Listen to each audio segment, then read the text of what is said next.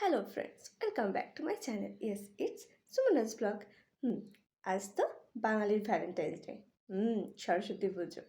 আর আমাদের Valentine day ওইসব কপালে আর জুটলো না। যাই হোক, বাঙালির সরস্বতী পুজো মানেই ছোটো বাচ্চাদের। সো তেমনই আমার মেয়েও আছে। তো চলো দেখি তার প্রিপারেশন কীরকম। না না, এটা বাচ্চা না, এটা তো চৌবাচ্চা। দাঁড়াও, ওয়েট করো, বাচ্চাকে দেখাচ্ছি।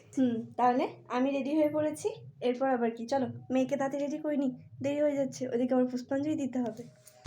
এই যে আমার বাচ্চা। আলতা পরানো আর মেহেন্দি পরা, এটা তো হয়ে গেছে। অবশ্যই এটা আগের দিনের রাত্রে, আগের দিনের রাত্রে আমি পরিয়ে রাখি। তারপর আবার কি সকাল থেকে স্নান টান সেরে ওকে আমি শাড়ি পরার দিকে চলে এলাম। আর ওকে শাড়ি পরাতে আমার খুব একটা অসুবিধা হয় না, কারণ ওর শাড়ি পরার ছোটো থেকেই নেশা, তাই ও বেশ চুপচাপ পরে নেয়। পরতে অবশ্য ভালোবাসে, তার জন্য খুব একটা আমার অসুবিধা হয় না। তাই ওকে ছোট্ট করে একটু খোপা করে সাজিয়ে গুছিয়ে চলে গেলাম আমাদের বাড়ির মন্দিরে। এটা হচ্ছে আমাদের বাড়ির মন্দির। সেখানে দু একটা ছবি তুলে সোজা চলে গেলাম মন্দিরের পাশেই ছোট্ট একটা ফুলের বাগান আছে, সেখানেও দু একটা ছবি তুলে সোজা চলে গেলাম পুজো মণ্ডপে।